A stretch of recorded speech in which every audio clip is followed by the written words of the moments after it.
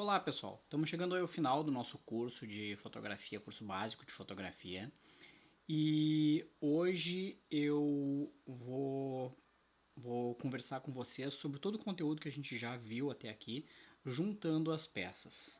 Então, vamos lá.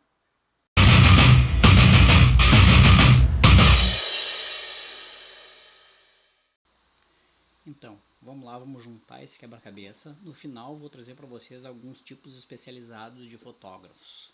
Deixa eu compartilhar com vocês a tela e aí a gente já inicia o nosso conteúdo.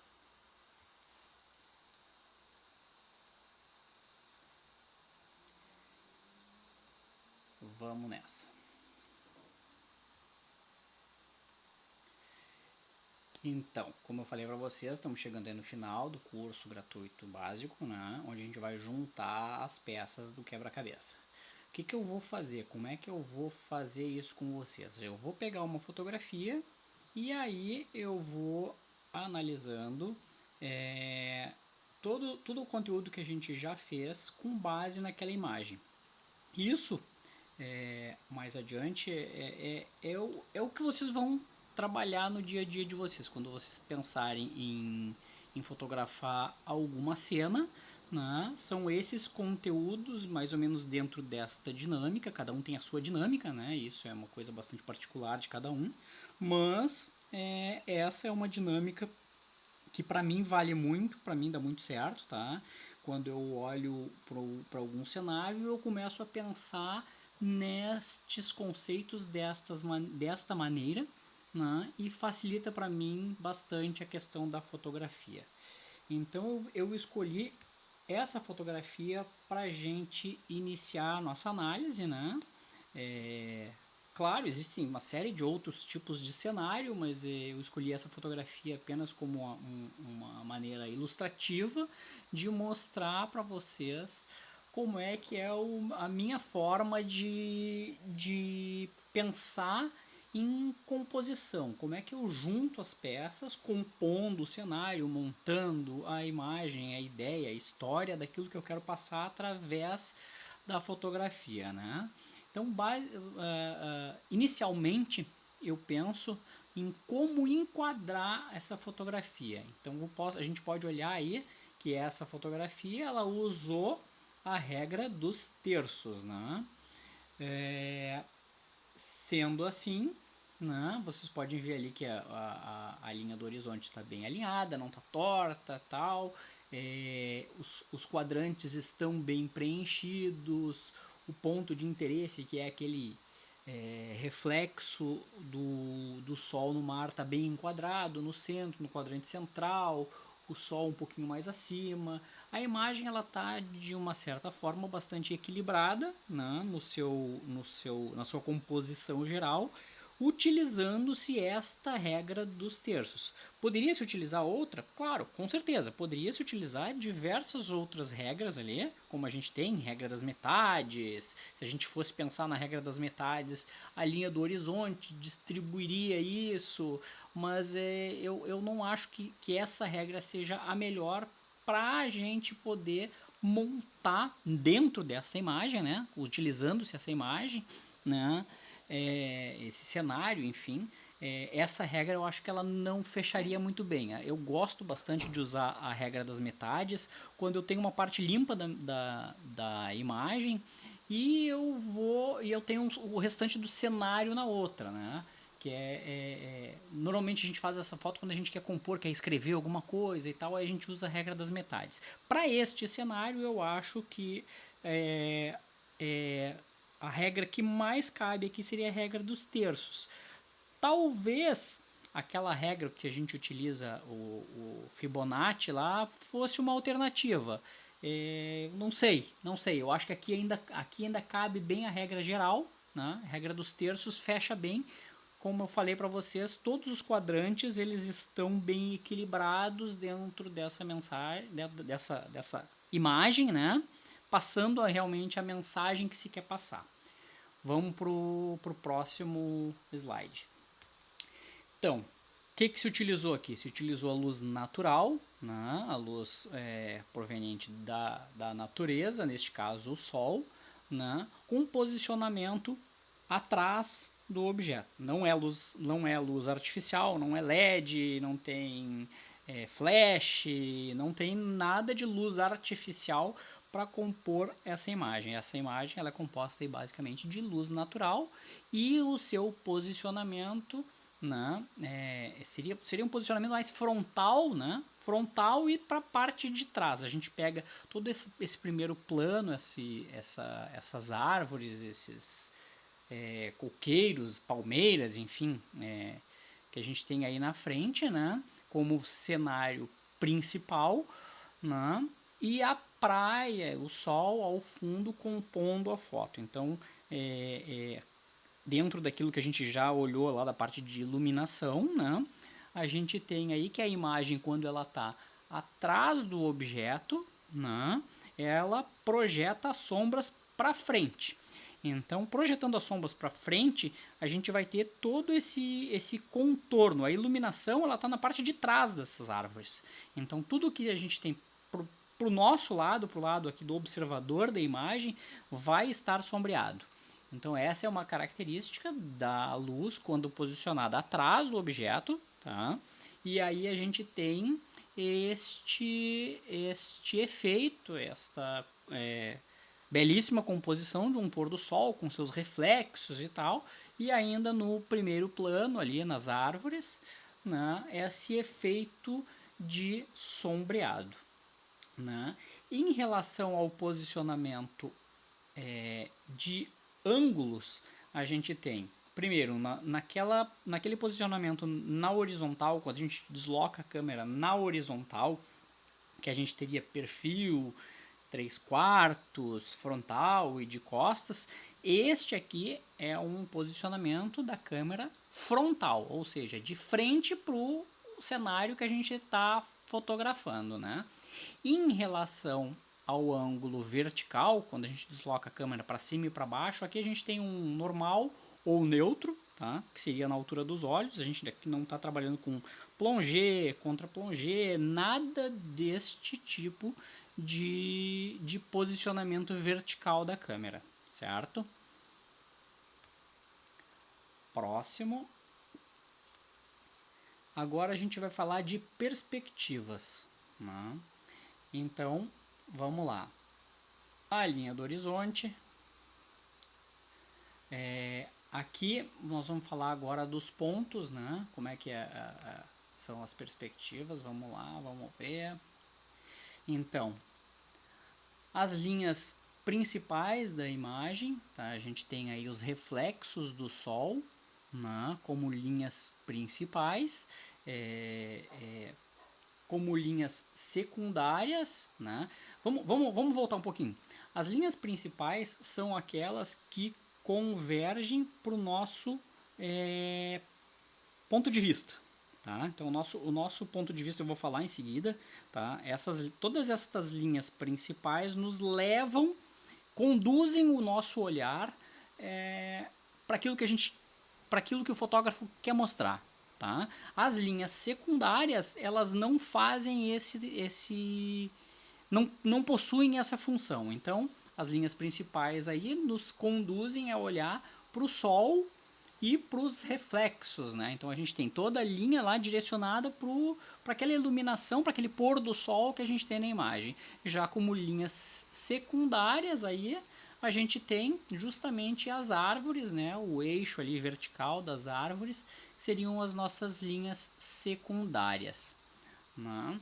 Então, aquilo que eu estava falando para vocês em relação de pontos, eu vou trazer agora para nós. O que é o ponto de vista? Se a gente pegar a linha do horizonte e a gente traçar uma linha perpendicular à linha do horizonte, este é o nosso ponto de vista, né? O ponto de fuga, ele já é mais uma coisa, vamos botar assim, imaginária, tá? O ponto de fuga é justamente aquele ponto de convergência de todas as linhas principais. É o que vai conduzir os nossos olhos para a imagem, é o ponto onde a gente tem que o fotógrafo nos levou nos conduziu para aquele cenário. Nesse caso aí é o sol.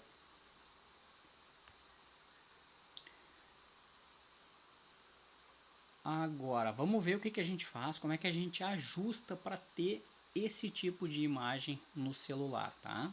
No celular ou na câmera e tal, eu vou falar um pouco do celular porque é o foco do nosso curso e tal, mas tudo aquilo que a gente faz num celular, a gente consegue fazer muito mais com uma câmera, né? A câmera fotográfica, ela é o equipamento especializado, né, para este fim. O celular ele tem a câmera como um acessório, né? Apesar de que hoje a gente tem aí excelentes celulares com câmeras espetaculares aí que nos proporcionam fotos belíssimas, né? A câmera do celular ainda ele é um acessório, tá? Por isso que eu falei lá atrás no curso, quando a gente conversou sobre escolha de aparelho e tal, que é muito importante. Se a gente vai utilizar o celular, se o nosso celular a gente vai usar ele como câmera, é muito importante a gente escolher muito bem as especificações daquela câmera, daquele equipamento e tal, para a gente poder retirar aí o máximo de desempenho desse tipo de equipamento. Então, como é que eu fiz, como é que foi feito para fazer essa imagem, tá? O ajuste no celular. Primeiro, a questão de fotometrar, de clicar lá no ponto de interesse, no caso o sol, né? Clica, marca lá, né? A gente viu isso naquela aula de fotometragem, como é que a gente faz para tocar na tela, baixar ou aumentar a sensibilidade do sensor e aí ajustar a quantidade ideal de luz para aquela fotografia, trazendo o efeito que a gente busca para aquela imagem. Neste caso aqui, o que foi feito foi se tocou na posição do sol e se reduziu a sensibilidade do sensor para que aquela iluminação excedente proveniente do fundo não estourasse a imagem, tornando a imagem muito clara e prejudicando o efeito. Tá? Essa é uma forma da gente fazer, né, esse tipo de fotografia, que quando a gente tem essa iluminação no fundo, reduzir a sensibilidade aí do sensor da câmera, proporcionando o ajuste de iluminação que o sensor vai captar.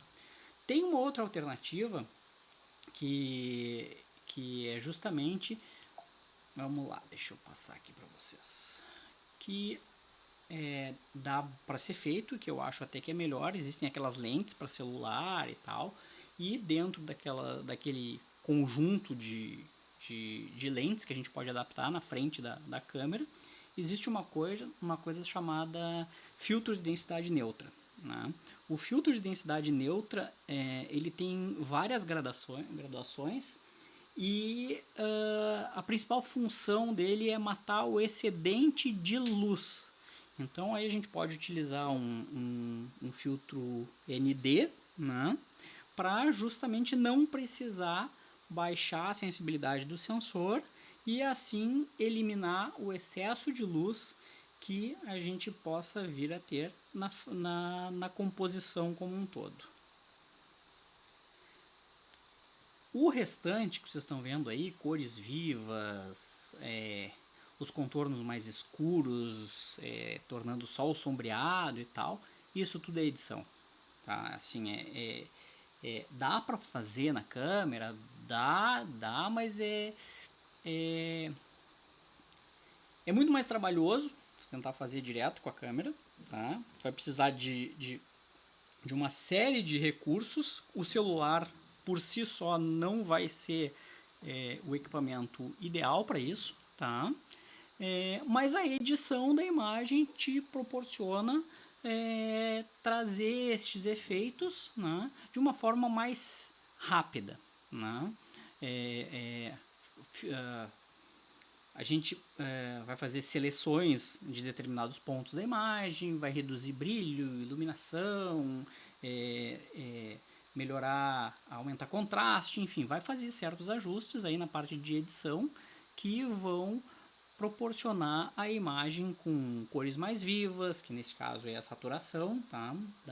Das cores, trazendo esse efeito da fotografia, certo? Então, assim, com isso que eu falei para vocês até aqui, a gente fecha o conteúdo, né? Fechamos todo o conteúdo. É isso que eu olho quando eu estou fazendo a fotografia, né? Eu divido bem claro em dois momentos: o momento de captura da imagem e o momento de edição da imagem. O momento de captura é o clique, né? Isso é da primeira aula lá que a gente conversou. É o clique, é o arquivo cru, é a imagem crua, são basicamente os conceitos principais da fotografia, o enquadramento, a luz, toda essa coisa que a gente viu até aqui, tá? E depois, né, o segundo momento para mim é o momento da edição, onde eu vou trabalhar essa imagem, né, dando mais vida, mais cor, criando os efeitos, adicionando vinheta, enfim, fazendo todos os outros ajustes da imagem para que ela se torne uma imagem agradável aos olhos. Então, feito isso, agora eu vou falar para vocês dos tipos especializados de fotógrafos. Vamos lá. O primeiro é o fotógrafo infantil, né? Que é um dos perfis mais difíceis, né? Porque tu precisa fazer com que a criança precisa captar um momento especial e ao mesmo tempo fazer com que a criança, né? Ou vamos botar assim, vamos começar de novo. O fotógrafo infantil ele não trabalha só crianças, né? Filhotes de animais, vamos botar assim, que também estaria dentro dessa categoria, tá? de especializada, né? E por uma questão, inclusive, de tipo de comportamento. Como eu falei para vocês, a gente precisa fazer com que a criança colabore e tal, toda aquela coisa, e ainda assim captar um momento especial, único da fotografia e do cenário que a gente quer buscar, né? E por isso é considerado um mercado bastante difícil de trabalhar, né? Justamente por estas questões.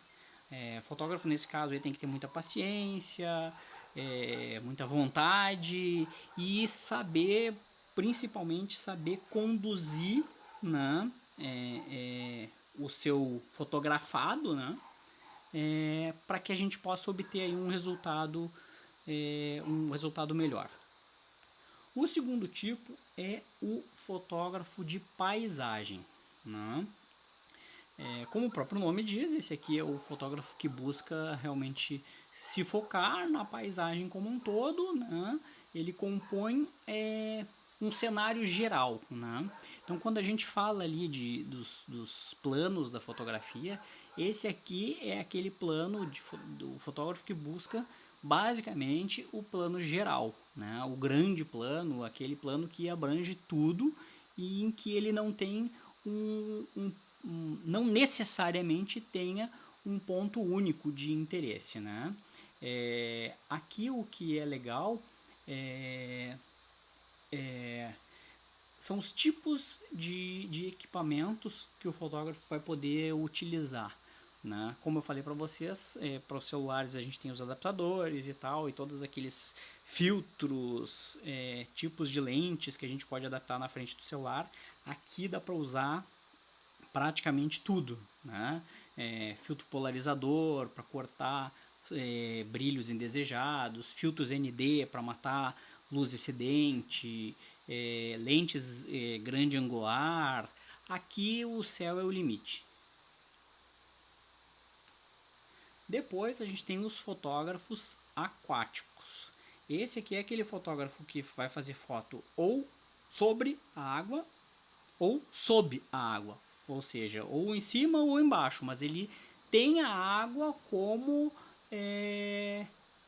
como um componente da sua fotografia, né? Aqui, quando a gente vai utilizar o celular, é bastante importante aqueles cases, né, que a gente pode utilizar à prova d'água para quando a gente for fazer uma foto embaixo d'água, né? Existem aqueles saquinhos que o pessoal bota, que é tipo um plástico. Eu não gosto muito daquilo, tá? Por quê? Porque aquele plástico ele não é muito translúcido e ele acaba prejudicando a qualidade da nossa fotografia. Eu gosto bastante e aí existem alguns cases especializados para celular, e aí é bom que cada um no momento da escolha do celular se pesquise isso também, né? Se a gente vai buscar esse perfil de fotografia aquático, que se vai utilizar o celular, se pesquise se esse celular possui esse tipo de especializado de case, né?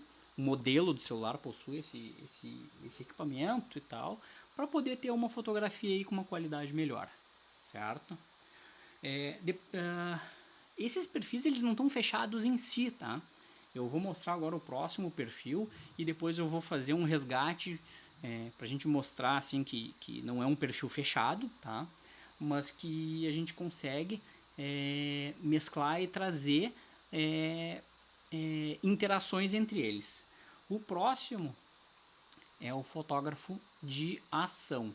O fotógrafo de ação é aquele cara que está basicamente focado em algum tipo de esporte, tá? Ele é um fotógrafo de algum tipo de esporte. E aí é que está justamente o ponto de ligação entre os diversos tipos de fotógrafo. Ele pode ser um fotógrafo de ação de esportes aquáticos, então ele está entre o fotógrafo de ação e o fotógrafo aquático, né? Mas o cara faz fotografia de caça submarina. Puxa, ele é um fotógrafo de ação e ao mesmo tempo ele é um fotógrafo aquático, né? Então é por isso que essas interações, essas integrações entre os perfis, elas estão abertas, não é uma coisa fechada, tá? Mas basicamente, como eu falei para vocês, o fotógrafo de ação, né? Ele está focado basicamente nos esportes de ação, né? E aqui ele tem uma característica diferenciada, porque como as coisas estão acontecendo, né? E são muito rápidas, na maioria das vezes, né? É difícil se captar um momento perfeito, né? Então as câmeras têm que ter uma velocidade maior de disparo e de tudo isso, né? No celular, quando a gente está fazendo alguma foto de ação, vou fotografar a Fórmula 1, por exemplo, tá? Como é que eu sugiro fazer? Eu sugiro colocar o seu celular naquele modo de disparo contínuo e captar várias fotografias, uma sequência de fotografias. Por que isso? Porque a probabilidade de você pegar uma fotografia dentro dessa sequência que ficou boa é muito maior do que você tentar acertar o momento certo da passagem, né? O celular ele não é um equipamento que especializado para fotografia de ação, certo? Então, assim, o tempo de disparo, tudo isso, né? Se a gente for comparar com um equipamento especializado, o celular ele não vai estar dentro desse rol de características, tá? Mas, como eu falei para vocês, o disparo contínuo do celular nos facilita a possibilidade de captar uma imagem melhor dentro daquela faixa de ação. Vamos para o próximo. Fotógrafo de natureza morta, né? E aqui quando a gente está falando em fotógrafo de natureza morta, não é só natureza, a gente pode estar fotografando objetos também, instrumentos, objetos, enfim. coisas que não tenham vida, vamos trazer assim, tá? Esse é um tipo de fotógrafo, tá? Isso eu poderia até classificar esse cara como aquele cara que faz, por exemplo, foto de produtos para catálogo de vendas ou fotos de produtos para a gente postar no site da internet. Esse seria um fotógrafo de natureza morta, né? Pode ser natureza ou pode não ser natureza, né? Muito legal, vou lá fotografar as flores num vaso, como tá ali, uma flor num vaso tal, legal, é fotógrafo de natureza morta, tá?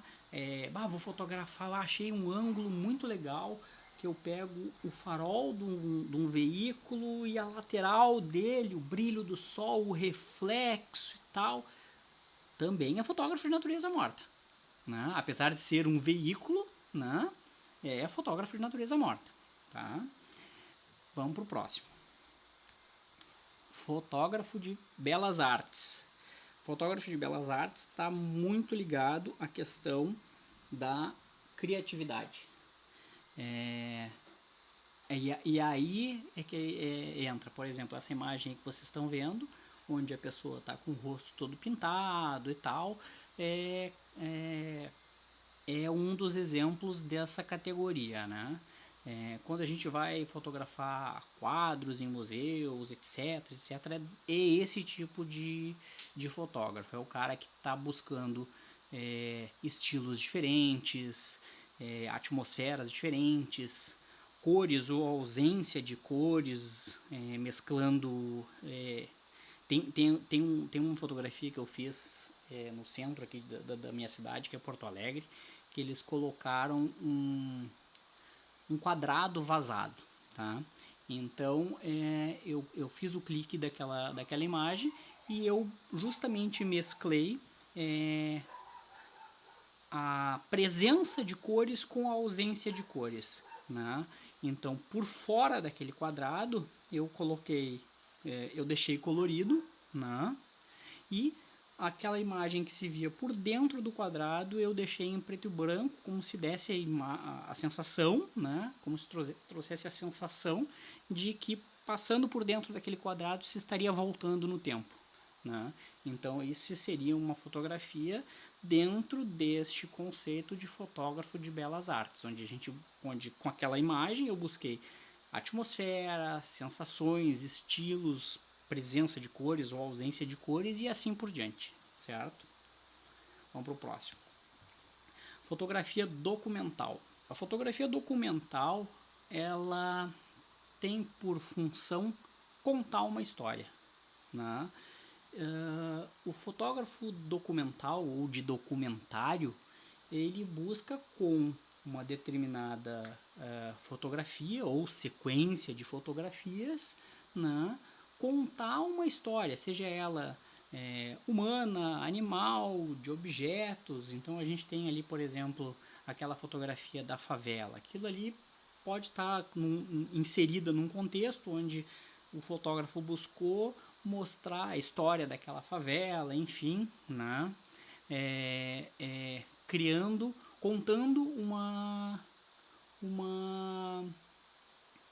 montando com as fotografias um cenário de uma história, né? Aí também tenho ali aquela fotografia da tartaruga, que aí a gente resgata aquilo que eu falei um pouco antes para vocês, de que estes tipos especializados de fotógrafos não estão fechados em si, né? Porque apesar de eu ter ali a fotografia da tartaruga, aquilo ali pode ser também um estilo de fotografia do fotógrafo aquático, né? Ou, como tá a tartaruga ali, é uma fotografia documental. Daqui a pouco o cara tá contando a história da tartaruga, da espécie e tal, a inserção dela naquele habitat, enfim, pode estar nos dois estilos de fotógrafos, certo? E, por último, né, mas não menor do que os outros, ou menos importante que os outros, são os fotógrafos de arquitetura, onde esses vão se concentrar principalmente nas linhas, nas perspectivas, nos reflexos. É o cara que vai pegar uma fotografia de um prédio, por exemplo, né, que tenha o seu estilo e vai buscar o melhor ângulo, né, considerando esses conceitos de linhas e perspectivas, para mostrar aquela imagem de uma forma mais agradável. Então, pessoal, com isso a gente termina aí o curso básico, né? E eu quero agradecer a todos vocês aí que participaram e tal, e dizer para vocês que eu tô começando a gravar o curso de edição, né? Para quem quiser aí assistir e fazer o curso de edição e complementar aí o seu conhecimento dentro da fotografia é bem interessante, né? Porque o clique, como eu falei para vocês, ele é só uma das etapas, né? A fotografia como um todo, ela abrange também a edição, onde vocês vão poder deixar suas fotografias mais bonitas. Com isso eu agradeço vocês, muito obrigado e até o próximo curso.